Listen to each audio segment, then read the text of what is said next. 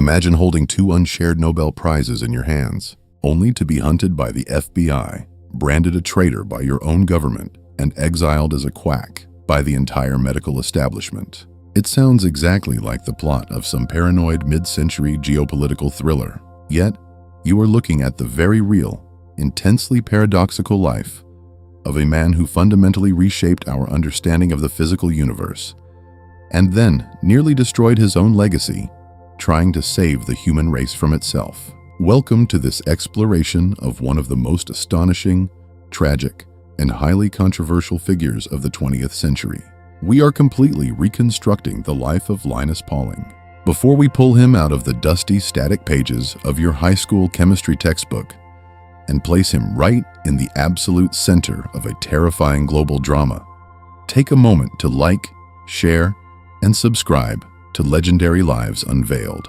Your support allows us to continue exposing the hidden corners and the glaring contradictions of history's most mysterious and misunderstood minds.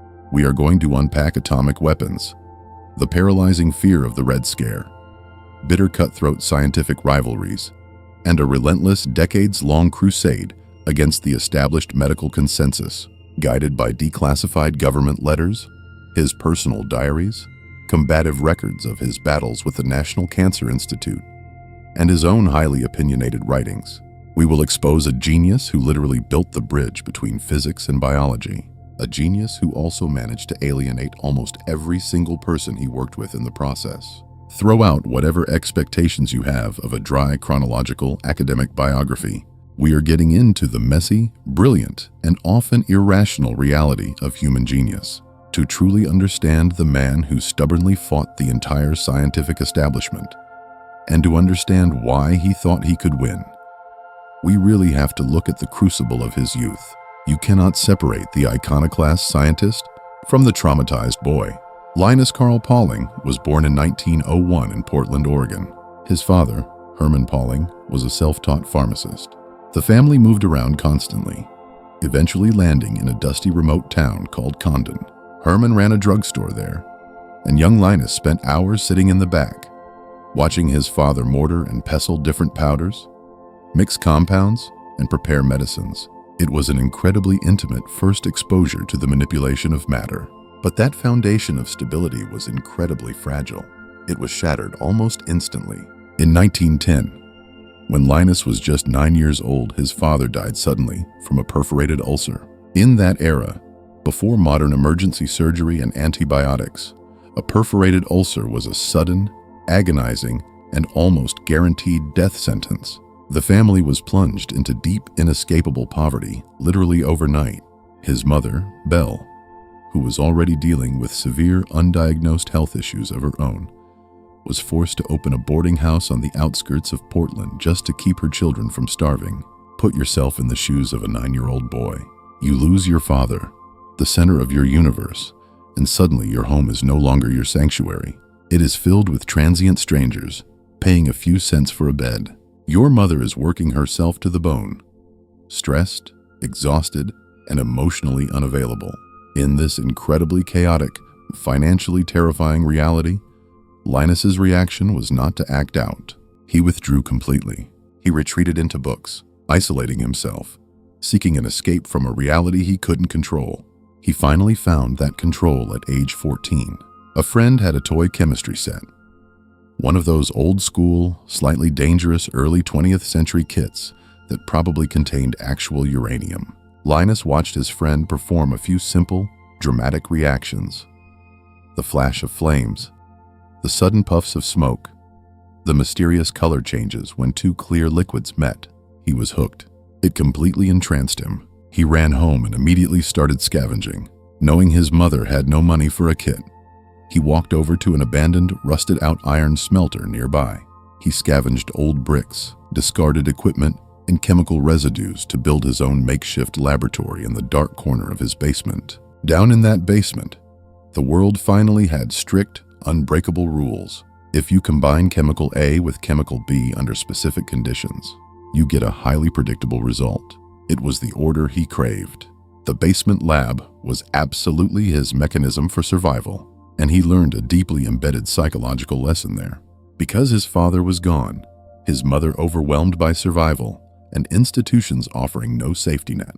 He could only rely on himself. If he wanted to understand the universe, he had to build the tools to measure it with his own two hands. This extreme, uncompromising self-reliance is the exact trait that forged him into a visionary.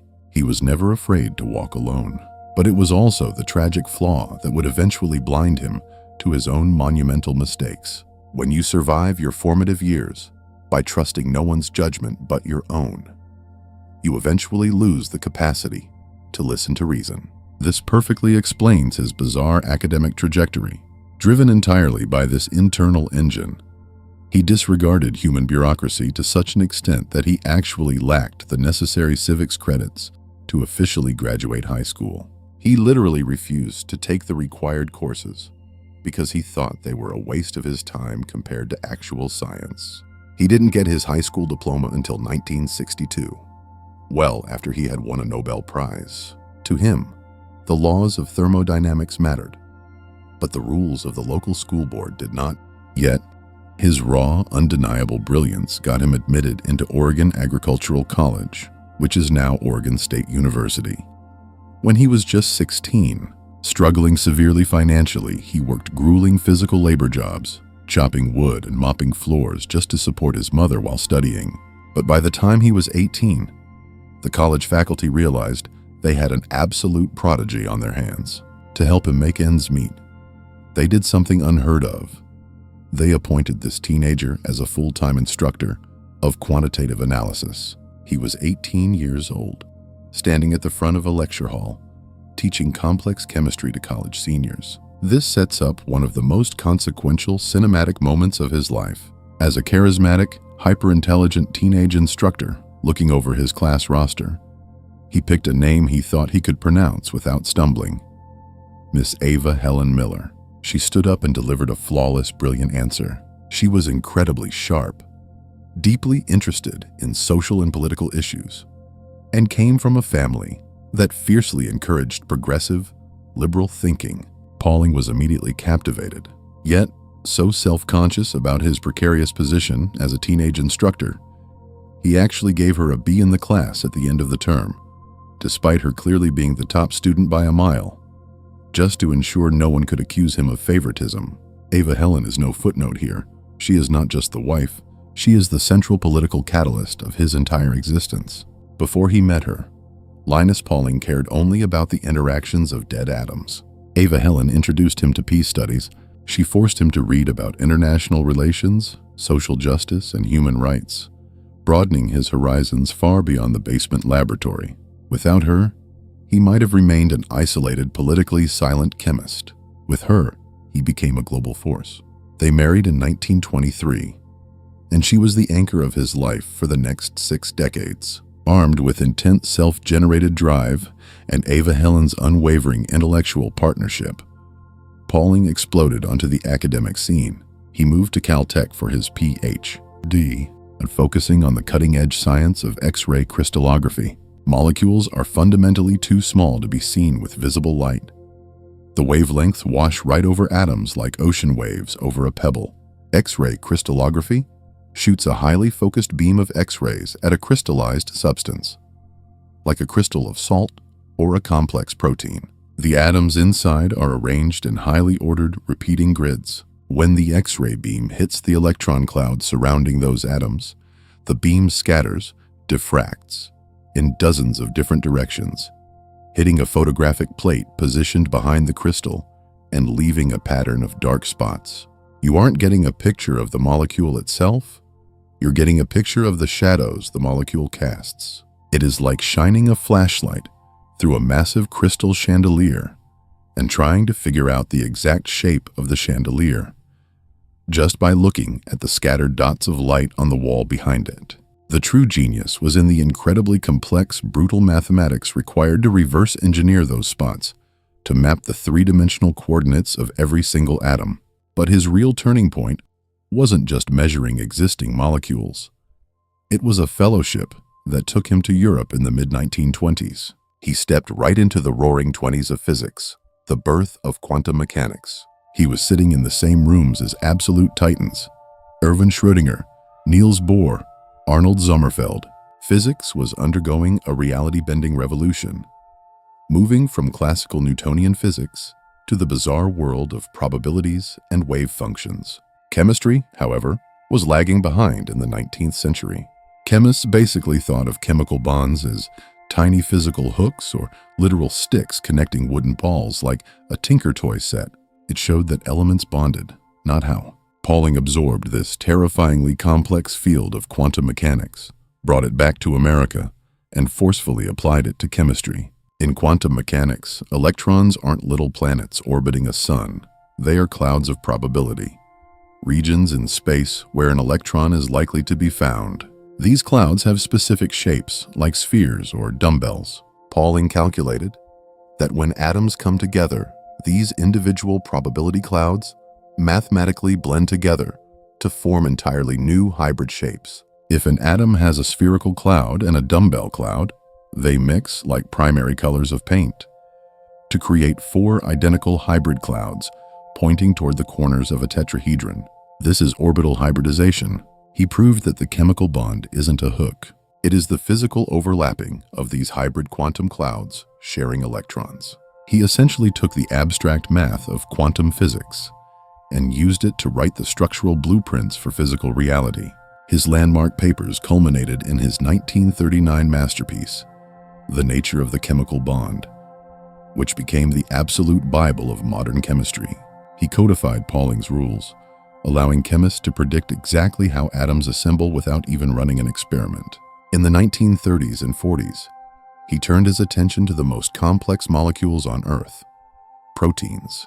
Proteins are massive chains of thousands of atoms folded into tangled shapes. Pauling realized that the exact same quantum rules he discovered for simple molecules must apply to complex ones, because the laws of physics don't change inside a living organism. This led to his 1951 discovery of the alpha helix. He proved that polypeptide chains coil into a highly specific hydrogen-bonded spiral structure, laying the vital groundwork for understanding DNA. But arguably just as profound was his 1949 breakthrough regarding sickle cell anemia. This devastating genetic disease causes red blood cells to become misshapen into crescent moons, blocking blood vessels, causing tissue damage, agonizing pain, and premature death. While the medical community assumed it was a bacterial infection or a plasma issue, Pauling hypothesized it was a mechanical defect in the actual hemoglobin molecule itself. Utilizing electrophoresis, he proved that normal hemoglobin and sickle cell hemoglobin had different electrical charges. A tiny genetic mutation changed exactly one amino acid, valine instead of glutamic acid, creating a sticky, hydrophobic patch on the outside of the molecule. When the hemoglobin releases its oxygen, the molecules stick to each other, snapping together like magnetic Lego bricks to form long, rigid, solid fibers inside the cell. These fibers physically stretch the cell into that rigid sickle shape, causing a massive microscopic traffic jam in the tiny capillaries. He traced an entire cascading disease back to the physical shape of a single type of molecule. It was the first time in human history a disease was classified as a molecular disease. He built the bridge between dead physics and living biology, proving that physical three-dimensional geometry dictates biological function. For this monumental body of work, he would eventually be awarded the 1954 Nobel Prize in Chemistry. But while he was busy unlocking the molecular secrets of life, the macro world was actively tearing itself apart. World War II was breaking out, and Pauling's unique mastery of matter was about to place him in a profoundly difficult position, staring directly into the mathematical abyss of human extinction. When the war started, Pauling was fiercely anti-Nazi. He wasn't a pacifist at this stage of his life. He threw himself and his laboratory into military research. He used his understanding of proteins to develop a blood plasma substitute called oxypolygelatin to help keep wounded soldiers from going into shock on the battlefield. He invented an incredibly sensitive magnetic oxygen meter that became crucial for monitoring air quality in submarines. He even developed a new, chemically complex type of armor-piercing shell. He was a patriot, utilizing his genius directly for the war effort. But then, the ultimate phone call comes. Robert Oppenheimer, Oppenheimer was assembling the greatest scientific minds on the planet for the top-secret Manhattan Project in Los Alamos. Their singular goal was to build the atomic bomb before the Germans did. Oppenheimer personally invited Pauling to head the entire chemistry division of the project. You might assume Pauling, the great peace activist, turned it down out of moral outrage. But the historical record is much more mundane, which is what makes it so fascinating. He declined the offer, citing practical family reasons. The work he was doing at Caltech was already vital to the war effort, and he simply didn't want to uproot Ava Helen and their 4 children to go live in a classified, isolated military compound in the New Mexico desert. He didn't object to the bomb itself at that moment. He just didn't want to relocate. The man who unlocked the chemical bond refused to build the bomb that split the atom, largely because of a housing preference. Then, August 1945 happens. The bombs are dropped on Hiroshima and Nagasaki. The abstraction of nuclear physics becomes a horrifying, incinerating reality. And Pauling is shaken to his core. Within months of the bombings, he was asked to give an after-dinner speech at a local Rotary Club in Hollywood. They just wanted a simple explanation of what the atomic bomb actually was. Pauling stood up and explained the basic physics, detailing how splitting the nucleus of a uranium atom releases roughly 20 million times more energy than the chemical bonds exploding in TNT. He mapped out the sheer, terrifying scale of the energy release. The government's reaction to this little dinner speech is incredibly telling about the paranoia of the era. A few days later, the FBI shows up at his office at Caltech, demanding to know who leaked classified information to him. They wanted to know who told him exactly how much plutonium was in the core of the bomb. Pauling just looks at these agents completely bewildered and says, "Nobody told me. I calculated it." He knew the explosive yield reported in the newspapers. He knew the atomic weight of plutonium, and he knew the physics of fission. The math was elementary to him.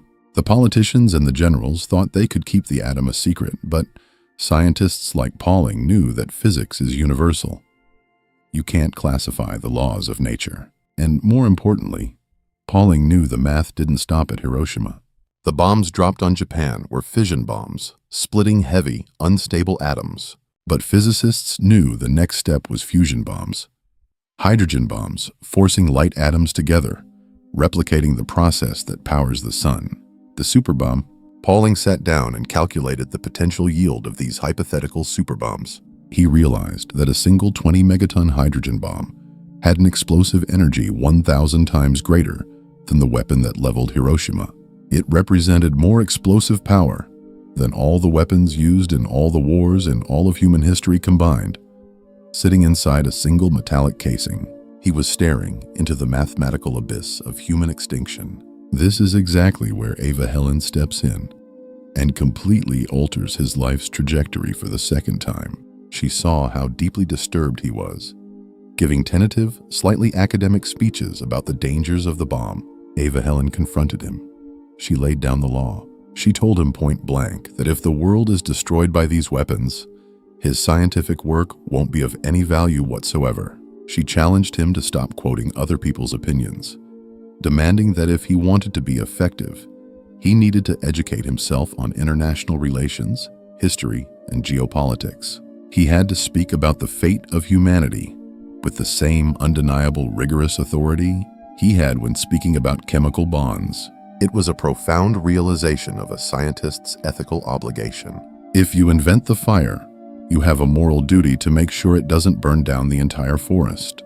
He fully embraced that duty. He joined the Emergency Committee of Atomic Scientists, chaired by Albert Einstein, whose stark and uncompromising mission was to educate the global public that there is absolutely no military defense against nuclear weapons, only peace.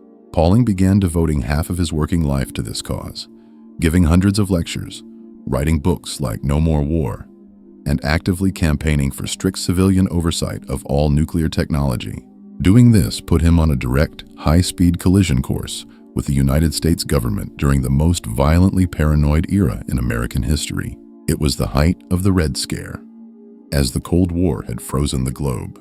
The Soviet Union had detonated their own atomic bomb much sooner than the Americans expected. Senator Justice McCarthy was whipping the nation into a frenzy of anti-communist paranoia. The official unbending stance of the U.S. government was that aggressively preparing for a massive nuclear war was the only way to deter the Soviet Union from starting one. When a high-profile, brilliant scientist starts circulating international petitions, speaking out against nuclear testing, and demanding diplomatic negotiations with the Soviets, he looks like a profound threat to national security. The FBI opened a massive dossier on him.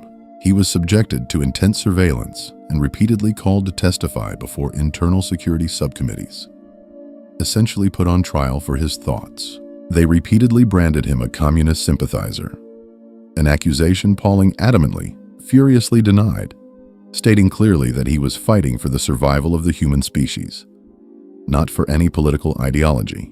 But in that climate, nuance was treason. His research funding from government health agencies was suddenly suspended. Caltech's board of trustees, made up of conservative businessmen who heavily supported the Cold War defense buildup, turned violently against Pauling. They viewed his peace activism as subversive, embarrassing, and dangerous to their funding streams. The most dramatic, targeted consequence from the government came in 1952. Pauling was officially invited to a major scientific conference in London, hosted by the Royal Society, regarding the structure of proteins and the emerging mystery of DNA. He applied to renew his passport to attend. Ruth B. Shipley, the formidable, fiercely anti-communist head of the passport division, dropped the hammer and denied his application. The official bureaucratic reason given was that Linus Pauling's travel was not in the best interests of the United States. They essentially built a wall around one of their greatest scientific minds, trapping him inside his own country. He missed the London conference entirely. And this specific moment leads to one of the biggest, most frequently repeated legends in the history of science: the Great DNA Drama. The popular romanticized myth goes like this: because Pauling was trapped in the U.S. by the paranoid government, he couldn't visit King's College in London to see the exceptionally high-quality X-ray crystallography photographs of DNA taken by Rosalind Franklin, specifically the legendary Photo 51, which clearly showed a double helix. Denied access to that data, James Watson and Francis Crick beat him to the greatest biological discovery of the century. It frames Pauling as a tragic martyr whose scientific glory was stolen by McCarthyism. But the brutal truth is far more grounded in Pauling's own psychology. Pauling failed to solve DNA because of his own monumental hubris. Even if he had traveled to England, it is highly unlikely he would have sought out Maurice Wilkins or Rosalind Franklin to view their unpublished data. Remember his childhood in the basement? His extreme self-reliance? Pauling had grown profoundly accustomed to solving complex molecular structures purely through his own mathematical intuition and his mastery of basic chemical rules. He did it with the alpha helix without needing perfect pictures, and he assumed DNA would be no different. His ego was so massive, he genuinely believed he could simply logic his way into the structure of DNA from his desk in California without actually looking at experimental data.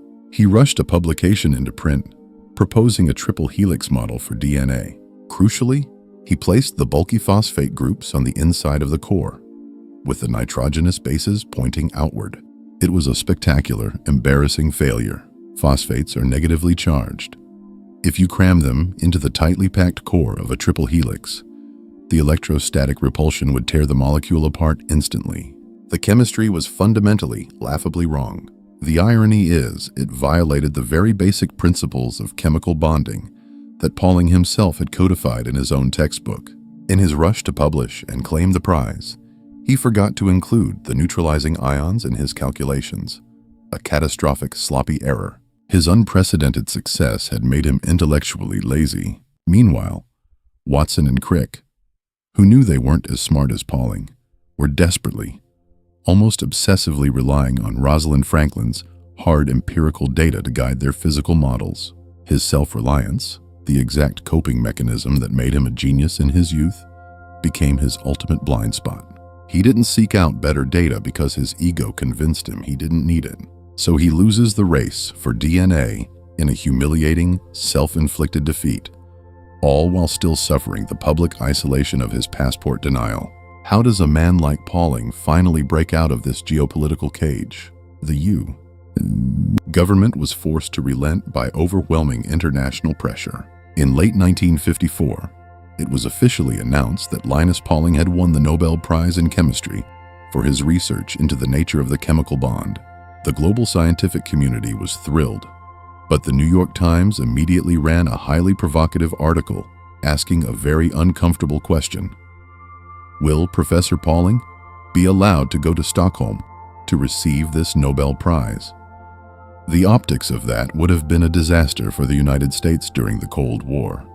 Bragging about American freedom while literally holding a Nobel Laureate hostage, it was entirely untenable.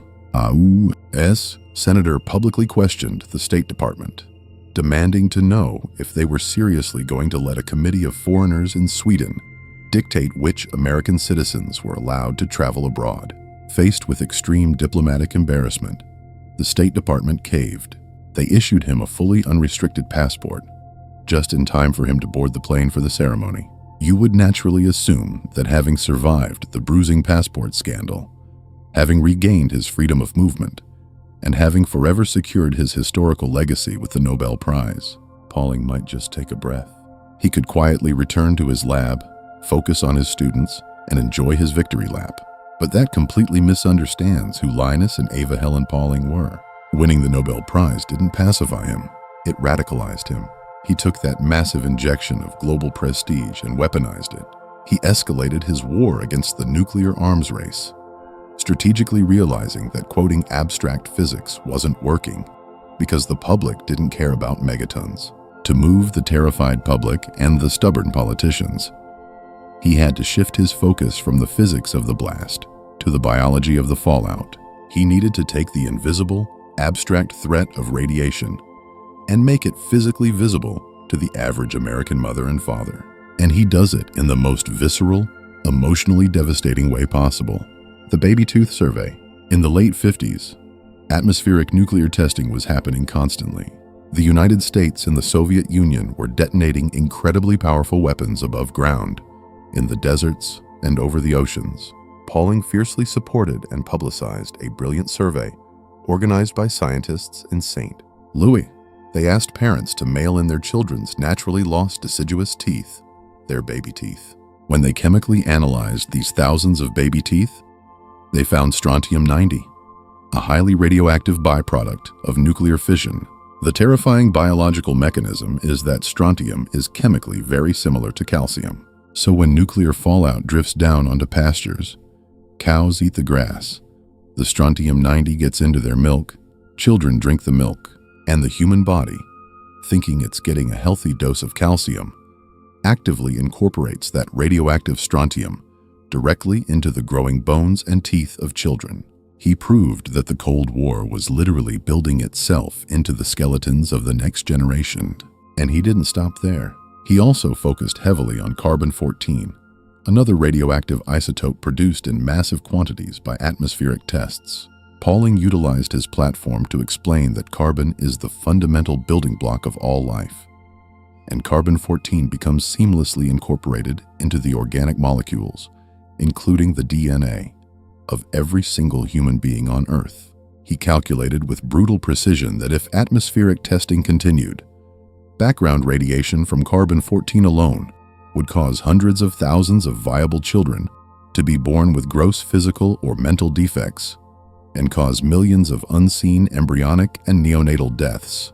He perfectly translated abstract isotopic data into visceral, agonizing human stakes, essentially telling the American public that every time the government tests a bomb in the Nevada desert to make us safe, they are poisoning your child's bones. He and Ava Helen backed up this rhetoric with massive organizational action by drafting the Scientist Bomb Test Appeal. He mobilized his vast network, collecting over 11,000 signatures from prominent scientists across 49 different countries, and personally presented this massive petition to the United Nations in 1958, demanding an immediate binding international agreement to end all atmospheric testing. This culminates in an absolutely legendary, almost unbelievably cinematic sequence of events in April 1962.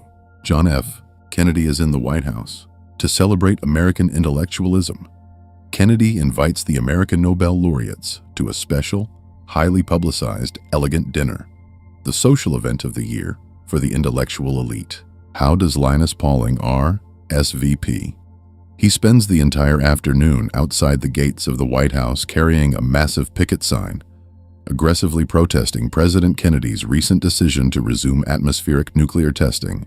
He is out there sweating, marching on the lawn, chanting slogans, surrounded by reporters. And then, when the sun goes down, he literally puts down his protest sign, changes into a tailored tuxedo, walks right through the same iron gates he was just picketing, and sits down for an elegant, multi-course dinner with the President and the First Lady of the United States.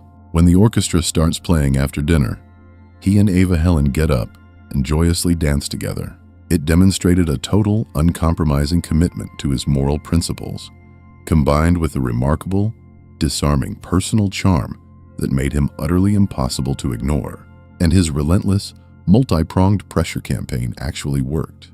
In 1963, facing mounting public terror and undeniable scientific data, the United States, the Soviet Union, and Great Britain signed the Partial Nuclear Test Ban Treaty, effectively ending above-ground testing on October 10, 1963, the exact day the Test Ban Treaty officially went into effect.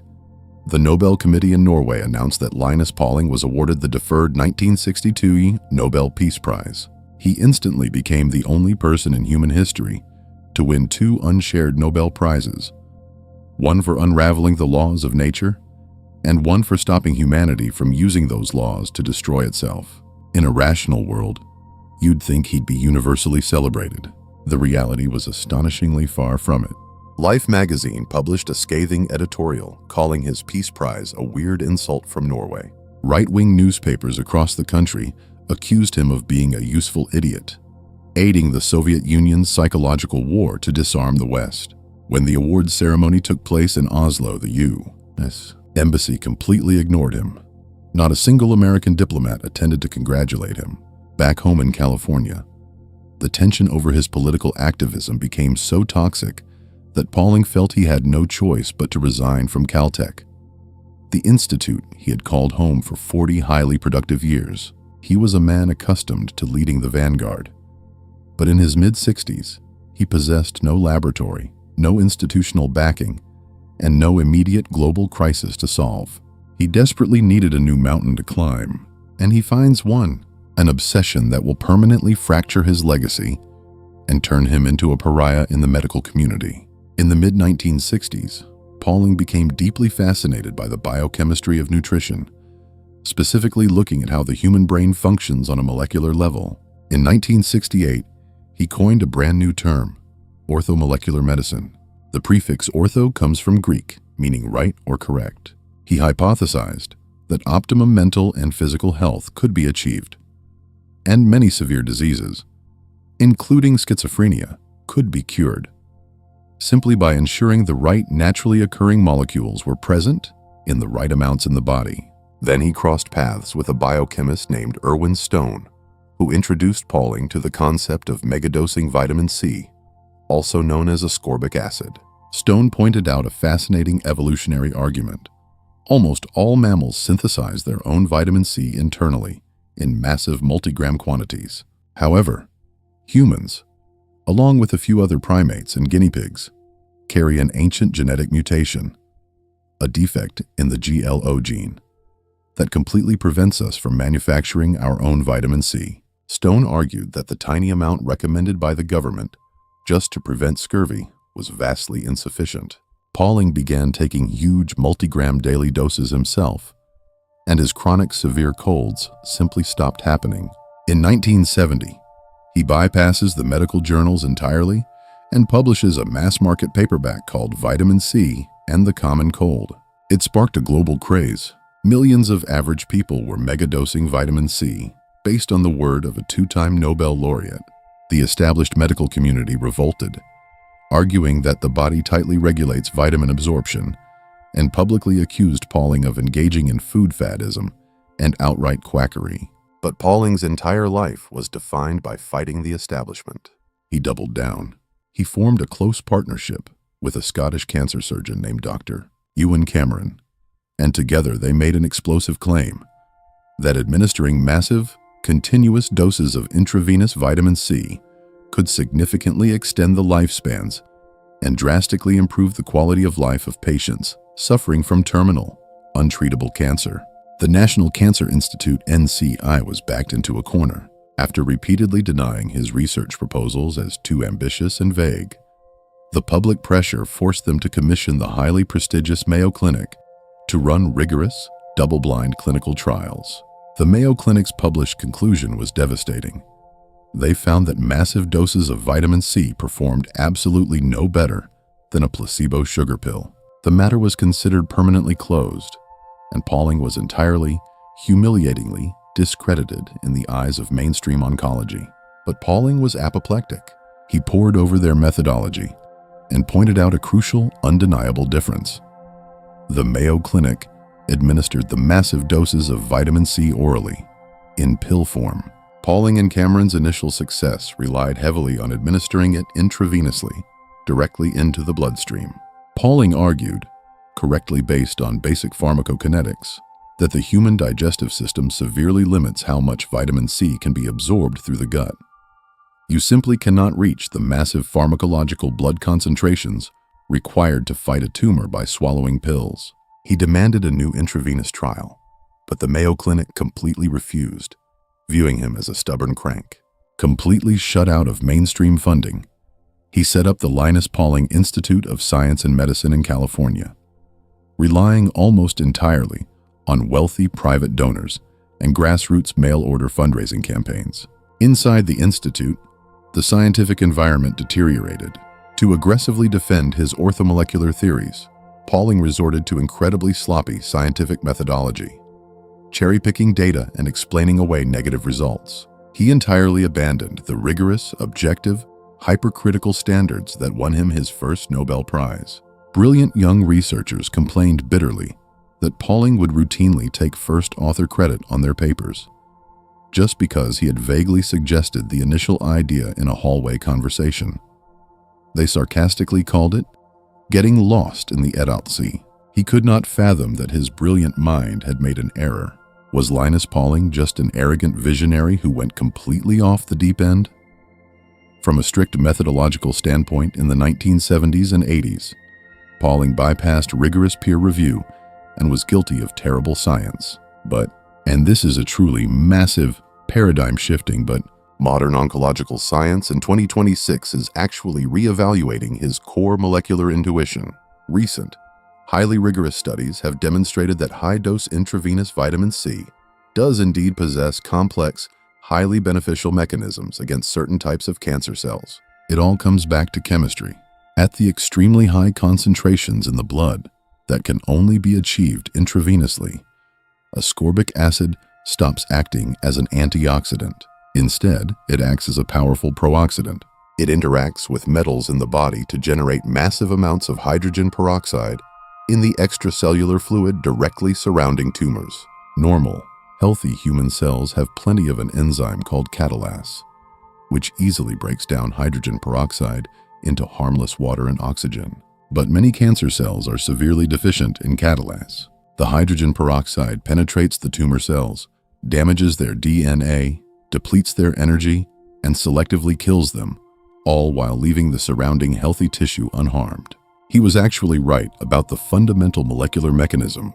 He intuitively understood the potential of vitamin C decades ahead of his time, but he lacked the modern molecular tools to prove it definitively, and was completely ethically wrong to abandon scientific rigor and push unproven treatments to terminal patients. That bitter controversy entirely overshadowed his final chapter. He stubbornly continued to advocate for orthomolecular medicine until his death from prostate cancer in 1994 at the remarkable age of 93. Having lived his final decade largely isolated after Ava Helen passed away from stomach cancer, Linus Pauling was a fatherless, traumatized boy with a scavenged basement lab in Oregon who grew up to rewrite the fundamental physical laws of chemistry. He was the molecular architect who built the bridge between abstract quantum physics and the living, breathing world of biology. He was the tireless, uncompromising activist who forced terrifying superpowers to stop dropping radioactive fallout on their own children. And he was the man who spent his brilliant final years engaged in a bitter, ego-driven war over a common vitamin. Ultimately, his extreme, unparalleled self-reliance allowed him to see realities no one else could see. The invisible mathematical shape of a chemical bond, the invisible genetic thread of radioactive isotopes. But that exact same self-reliance convinced him he was infallible, tragically blinding him to his own profound errors. Everything he did was genuinely driven by one core, guiding ethical principle: the minimization of human suffering. Look around at the modern wellness industry today. We are surrounded by Silicon Valley biohackers and celebrity podcasters bypassing peer review to sell massive megadoses of supplements directly to the public, claiming the medical establishment is rigid and moving too slow. They sound exactly like Linus Pauling in 1975. Are they reckless charlatans endangering public health? Or are we currently ignoring a new generation of visionary Linus Paulings who simply lack the patience for bureaucracy? At what point does an unwavering visionary certainty to minimize suffering become a direct existential danger to the very scientific method required to find the actual cure? Think about that next time you swallow your morning handful of vitamins. If you found this exploration of Linus Pauling's astonishing, contradictory, and entirely unparalleled life as mind-blowing as we did, make sure to like, share, and subscribe to Legendary Lives Unveiled.